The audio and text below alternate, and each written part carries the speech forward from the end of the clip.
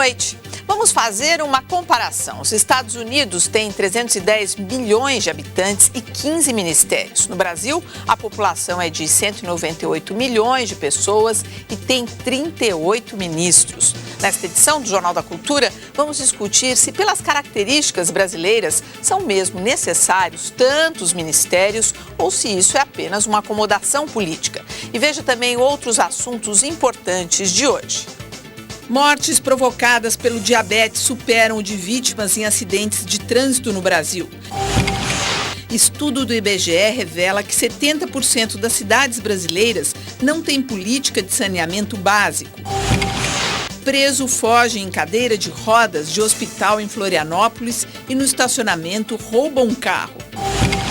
Ministro Joaquim Barbosa diz que não haverá cela especial para os condenados do Mensalão. Procura-se. Polícia do Amazonas divulga a foto do taxista acusado de engravidar menina indígena. No Canadá, paciente em estado vegetativo responde perguntas dos médicos através de exame de ressonância magnética.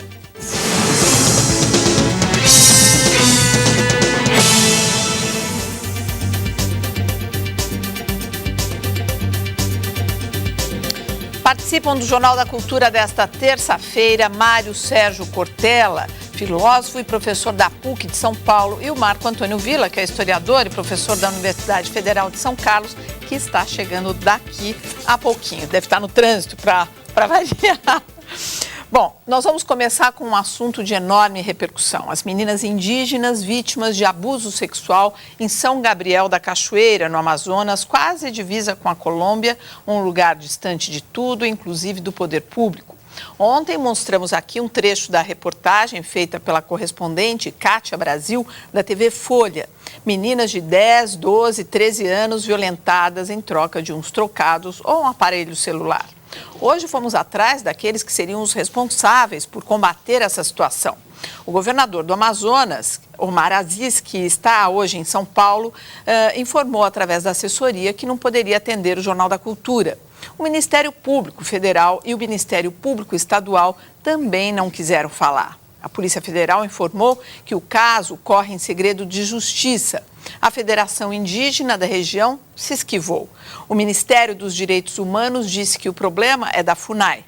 E na FUNAI, uma atendente declarou que no fim do expediente não havia mais ninguém que pudesse dar explicações. Para que todos entendam o que está acontecendo, vamos reprisar aqui um trecho da reportagem. Irmã Justina coordena há 4 anos um programa assistencial para meninas vítimas de violência social e abandono em São Gabriel da Cachoeira. O município, que fica na fronteira com a Colômbia, tem a maior população indígena do país. Pobres e sem proteção, as adolescentes indígenas são vítimas de uma rede de pedofilia que age às claras na cidade. A religiosa participou de uma reportagem do programa TV Folha, que foi ao ar pela TV Cultura. Ela se emociona quando fala da situação das meninas. A maioria dessas crianças que entram neste mundo, entram às vezes iludidas por um iogurte, por uma maçã, por um cacho de uva. Isso machuca. Na cidade, há aliciadores e até uma tabela de preços. Uma adolescente, uma criança de 11, 12 anos, ela custa R$500. A primeira vez que ela transa com um homem. A segunda vez 300, depois 100, depois 100, 150, um celular. A Polícia Federal abriu um inquérito a pedido do Ministério Público. 12 meninas deram depoimento. 9 homens foram acusados. Entre eles, há empresários, um ex-vereador, 2 militares do Exército e um motorista de táxi. Esses homens que essas meninas citam, né? São homens aqui poderosos daqui da nossa cidade, nós não somos nada perto deles, né? Eles têm o poder na mão que grita mais alto, que é o dinheiro. Os depoimentos das meninas indígenas citadas na reportagem falam por si. Eu fui na casa do cara. Várias meninas de 12, de 14 anos, tinha umas meninas até de 10 anos lá frequentando a casa dele. Daí era a primeira vez dele me oferecer o celular. Eu falei que ele abusou de mim. Irmã Justina está sendo ameaçada por causa das denúncias. Ela afirmou hoje pelo telefone ao Jornal da Cultura que não vai se calar. Eu não tenho medo, eu já disse, não tenho medo. Para mim, como educadora, de suma importância assumir até o fim tudo aquilo que se diz respeito à integridade de uma pessoa. O Jornal da Cultura, é bom saber, a gente vai estar aqui em contato todos esses dias com a irmã Justina e tentar acompanhar esse caso, de alguma maneira dar a nossa contribuição, que é estar de olho nesse caso, para tentar que ela não entre aí nas estatísticas, como foi o caso daquela outra religiosa, a irmã Dorothy. Agora, antes da gente entrar aqui para a conversa com o Mário Sérgio, eu quero mostrar a foto do taxista Leonardo Lima da Cruz. Ele já teve a prisão decretada, olha o rosto dele aí, está foragido. Esse Leonardo é acusado de engravidar uma menina indígena de 13 anos. Pelas leis brasileiras, o ato sexual contra menores de idade é considerado estupro de vulnerável, mesmo havendo consentimento da vítima. A pena prevista é de 8 anos e 15 dias de prisão. Mário Sérgio. Quando a irmã Justina diz assim, para, que ela pede, claro, ali para parar a gravação, por conta da emoção. O que a gente tem é que entender esse grito como um para, isto é, que isso não pode acontecer, não poderia ter acontecido e aconteceu, não pode continuar acontecendo e não poderá vir a acontecer. A tarefa do Ministério Público, da Polícia Federal, da FUNAI, da área de direitos humanos do governo federal, ela tem que ser com uma urgência inacreditável, porque inclusive São Gabriel da Cachoeira é uma região que agrega várias nações indígenas brasileiras, não é só uma. E São Gabriel é um município grande, é do tamanho de Portugal, fica ali na divisa da Colômbia. E ele é distante em relação aos grandes centros, o que significa que há sim um certo abandono em relação às situações da lei. Lembre-se que a irmã diz, há poderosos envolvidos. E o poder aí é um poder que não é só o da política, do mando econômico, é o poder da posse sobre o corpo da menina, é o poder em que se utiliza aquilo que oferece nojo, né, a capacidade de fazer isso com uma criança e, acima de tudo, organizar como um esquema, né, como se fosse um comércio, como parte do comércio legal. E tranquilos, né, claro, Mário Sérgio? Porque sabe que não vai acontecer nada. Sim, supondo-se isso. A questão é que hoje, quando você diz aqui, o Jornal da Cultura não vai relaxar, né, não vai deixar, por exemplo, como outros grupos de mídia, não deixar, né, a irmã Justina sozinha, é algo que tem que ser verdade. Esse grupo de meninas precisa de proteção em relação a essa questão. A pobreza é densa, a dificuldade aparece em vários momentos. Às vezes a família está envolvida pela própria precariedade em relação a isso, mas isso não é aceitável de maneira alguma. É absolutamente vergonhoso que qualquer um de nós ou qualquer uma de nós seja capaz de ver a notícia e passar adiante como se isso fizesse parte da nossa vida no dia a dia. Por isso, acho que tem que repetir, e ainda bem que ela chama Justina, a irmã. É verdade. É preciso dizer de novo, olha, o que ela diz assim, para, né? Quase que num grito de desespero, num lugar que é Grande Sertão, mas tem que ter veredas. Tem 22 etnias ali naquela região. 22. Eu sei porque eu tive alguns orientandos na universidade, na PUC, que vieram de São Gabriel da Cachoeira, que são professores, que vieram fazer mestrado e doutorado, né, aqui. E alguns deles são pais de família e contam o nível de dificuldade que é a existência naquela região, porque, claro, você imagine 22 etnias num lugar onde não há mais quase o modo de vida, né, daquela etnia. Agora, o curioso também é a presença do Exército ali, que é muito grande, tem vários pelotões de fronteira, é muito grande a presença ali, porque é um lugar que supostamente você tem que ter protegido. Não, então, e afora que é uma São Gabriel, próximo à Colômbia, onde há uma questão séria. Uma questão séria em relação ao tráfico de drogas, também de armas. Portanto, a presença do Exército ali é mais marcante. Boa parte do trabalho do Exército do Brasil nas fronteiras, especialmente onde há comunidades indígenas, hoje, é de proteção a essas comunidades. Você veja que há a acusação de que algumas pessoas do Exército estão envolvidas também no crime.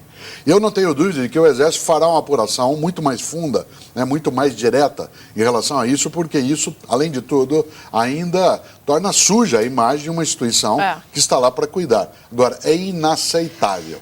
Olha, só para a gente ir adiante, que a gente não esgotou ainda esse assunto, nós conversamos agora há pouco com a repórter da Folha, que fez um trabalho brilhante e continua a fazer, que é a Kátia Brasil. Ela está em Manaus, onde acompanha o andamento desse escândalo. Ela conta aqui para o Jornal da Cultura que as próprias meninas indígenas estão sendo ameaçadas. Das 5 meninas que eu tive contato, que eu entrevistei pessoalmente, uma delas tinha problema de surdez. Ela tem uma deficiência auditiva. Então isso me chocou muito, porque ela é uma menina de 15 anos que tinha corpo de 10 anos.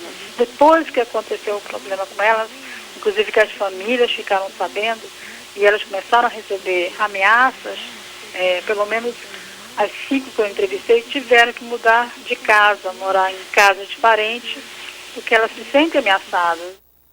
Elas ficam com medo, porque eles são poderosos. Teve uma ali que falou na entrevista para a Kátia. Olha a sequência de fragilidades. Crianças, indígenas, que já têm um nível de desproteção grande, pessoas pobres, numa região isolada do Brasil, mas é Brasil.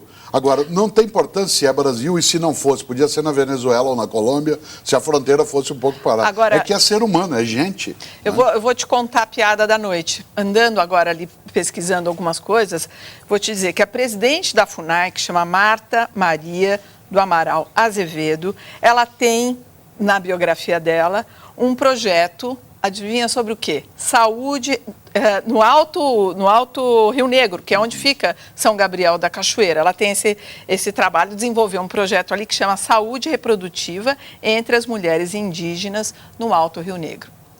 É ou não é uma piada isso com a gente? Agora, de fato, a FUNAI hoje ela está cercada em relação a várias situações porque há um confronto com grupos que também são poderosos. Isso não isenta o governo federal de ter de tomar atitude, né, nessa direção. Agora, é sim para ficar todo mundo em estado de alerta. Isto é, não deixar esquecer. Porque senão, se você e eu, né, esquecemos essa situação e deixamos para lá, nós seremos cúmplices. Cúmplices, que a omissão numa situação desse tipo, ela é uma parcela significativa de cumplicidade. É verdade. Hoje uma pessoa na rua me falou assim, mas eu assisti o jornal ontem e fiquei tão aflita, eu fico pensando o que a gente pode fazer, porque se indignar é pouco. E ela tem toda a razão, o que fazer? Mas ela tem o que fazer, ela pode, por exemplo, entrar em contato não só com a mídia, como com o deputado federal, como com os governantes que estão aí, que ela ajudou a escolher, mandar e-mails, cartas, telefonar exatamente para as autoridades, que é o nível de pressão.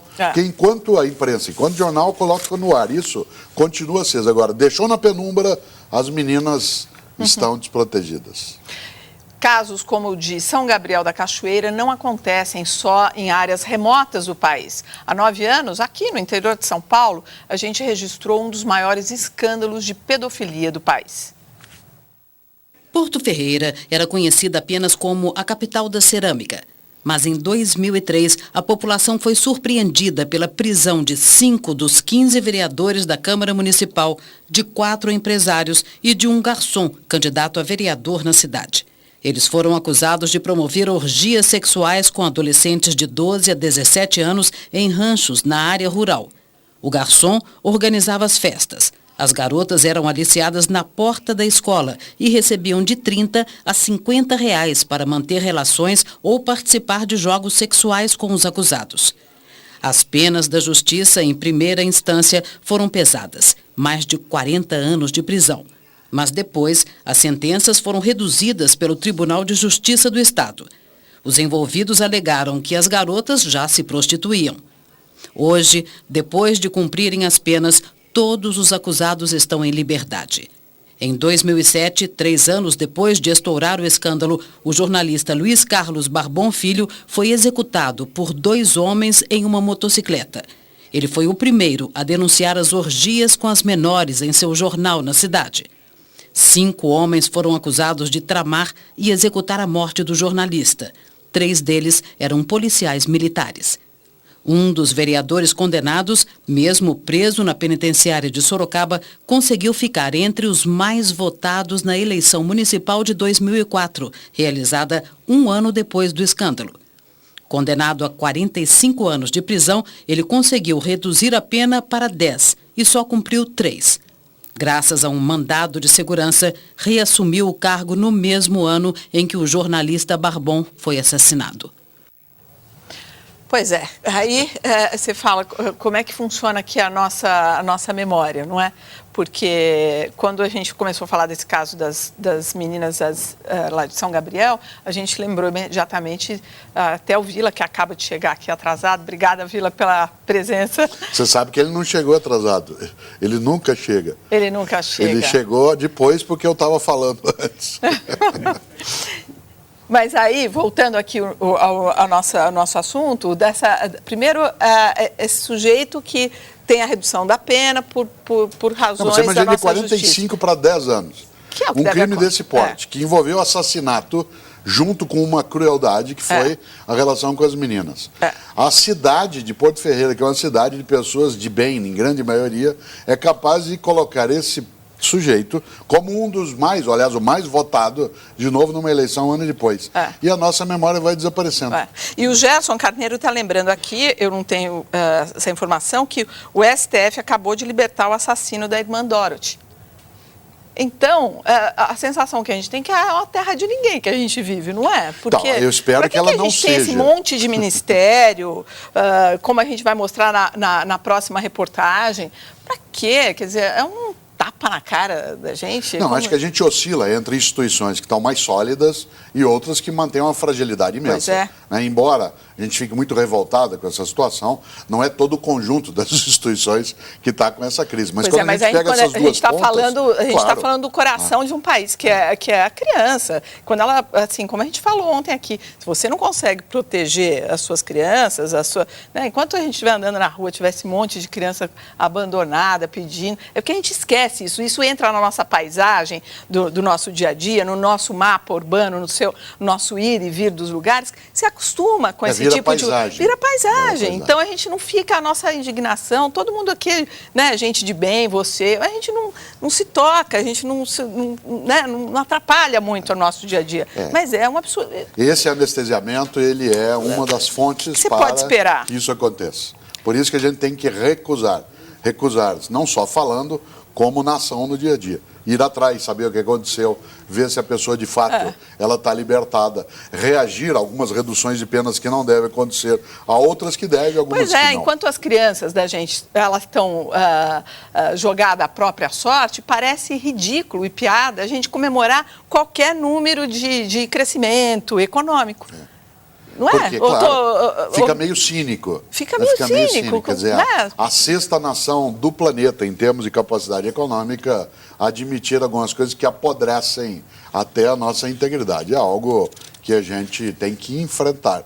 Né? Não basta lamentar, nós temos de enfrentar. Olha, vamos seguir. Enquanto isso, o Vila, pode vir se acomodando aqui na mesa, por favor.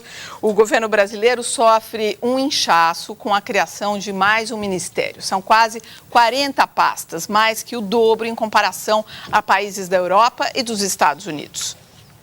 A Secretaria da Micro e Pequena Empresa, já aprovada na Câmara dos Deputados, agora depende do Senado e da sanção da presidenta Dilma Rousseff para poder funcionar. Por ser vinculada à presidência da República, terá status de ministério. Os ministérios existem para cumprir políticas públicas, né? Prestar serviços em áreas que sejam em que a presença do Estado, né, na prestação desses serviços é fundamental. Né? Os Estados Unidos têm 15 departamentos executivos, que correspondem aos nossos ministérios. Aqui já são 38, sem contar a nova Secretaria da Micro e Pequena Empresa. O ministério com maior orçamento no Brasil é o da Defesa. A previsão de gastos para 2012, apenas com pagamentos de salários e aposentadorias de servidores públicos, chega a quase 47 bilhões de reais. O Ministério da Defesa dos Estados Unidos, sozinho, investe 700 bilhões de dólares por ano. Nesse caso, uma comparação difícil, porque é preciso levar em conta a política externa americana na chamada guerra ao terror e a manutenção de bases na Europa e Ásia. O segundo maior orçamento no Brasil é o do Ministério da Educação. 27 bilhões de reais, seguido pelo Ministério da Fazenda, 14 bilhões de reais, e da Saúde, 13 bilhões. O mais modesto é o do Ministério da Pesca. O Ministério da Pesca e Agricultura foi criado em 2003 pelo ex-presidente Lula. Nos 8 anos de mandato, os recursos para a pasta subiram mais de 70 vezes, de 11 para 803 milhões de reais. No entanto, a produção de pescado nacional se manteve em 990 mil toneladas.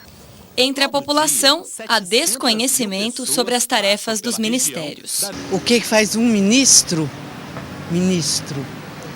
Ah, agora que você me pegou. Boa pergunta. Não sei dizer não.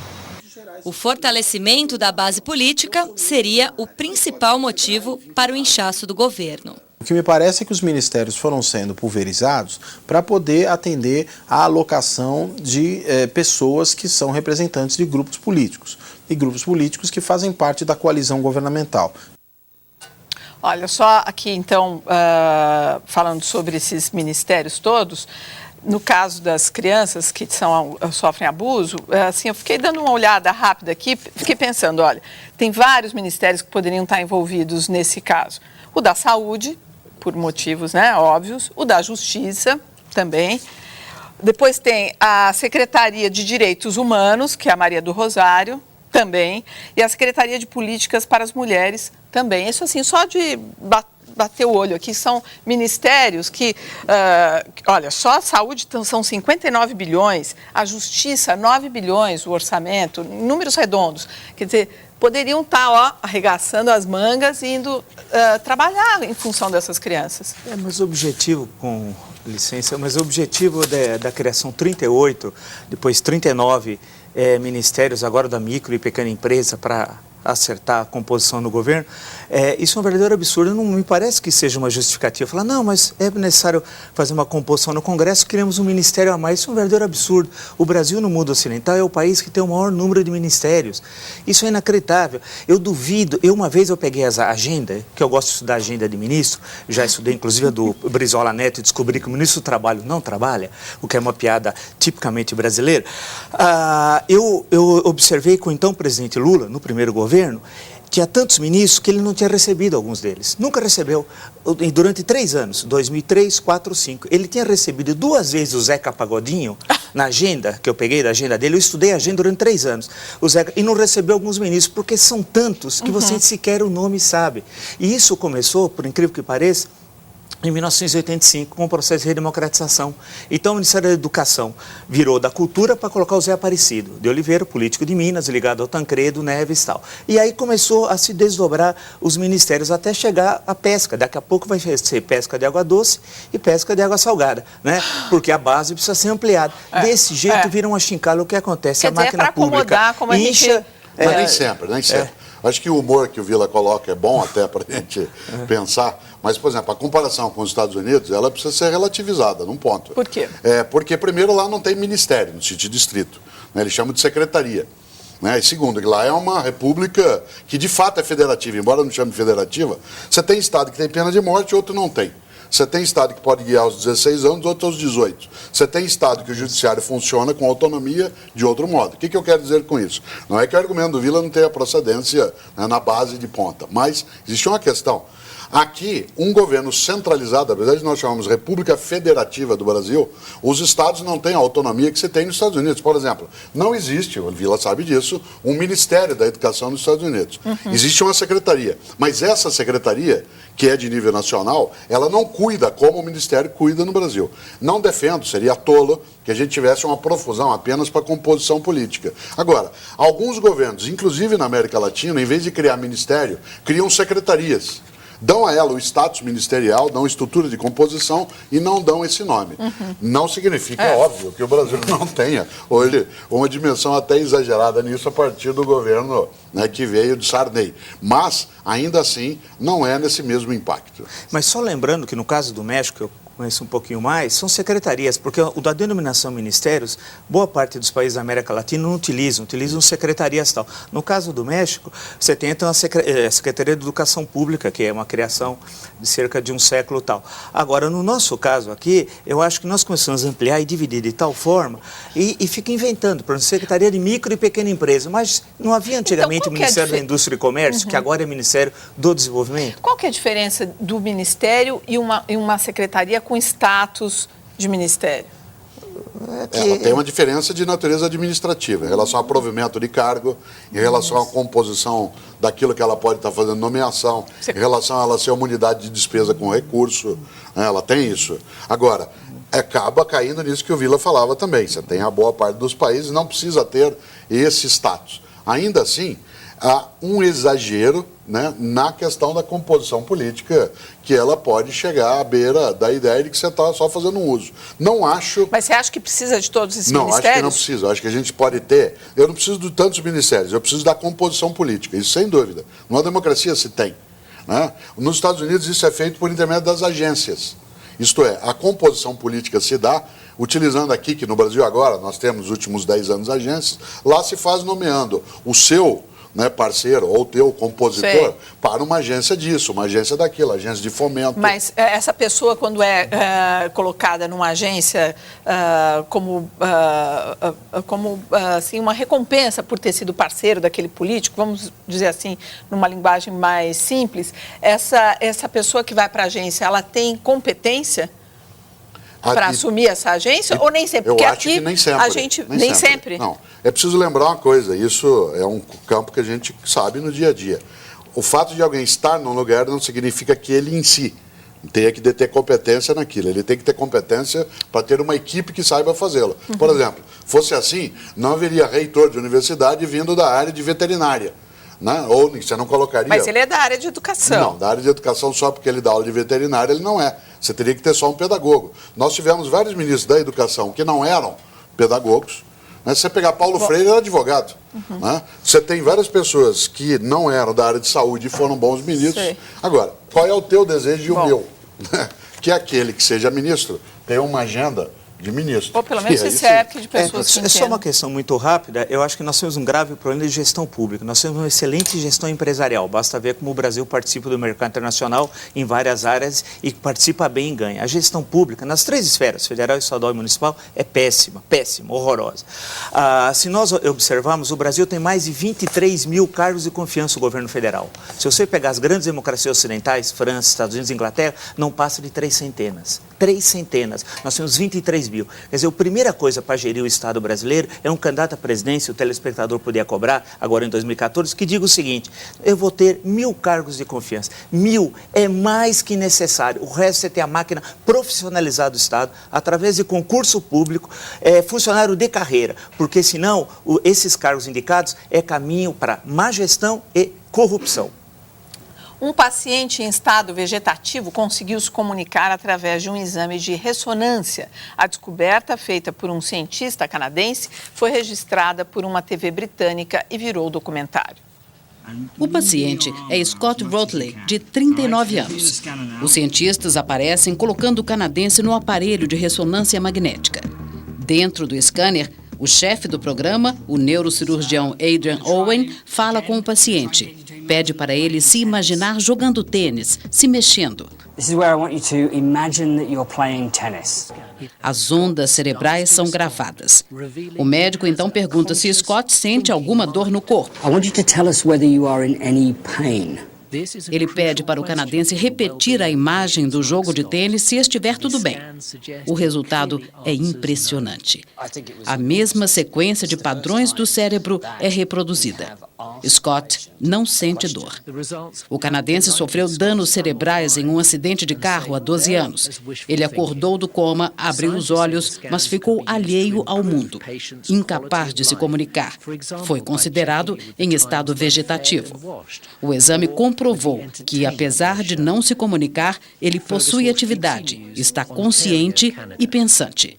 O cientista acredita que a descoberta pode trazer melhorias no tratamento e na qualidade de vida dos pacientes nesse tipo de condição. Veja a seguir, diabetes mata 4 vezes mais do que a AIDS no Brasil. E ainda, mais de 70% das cidades brasileiras não têm projeto de saneamento básico.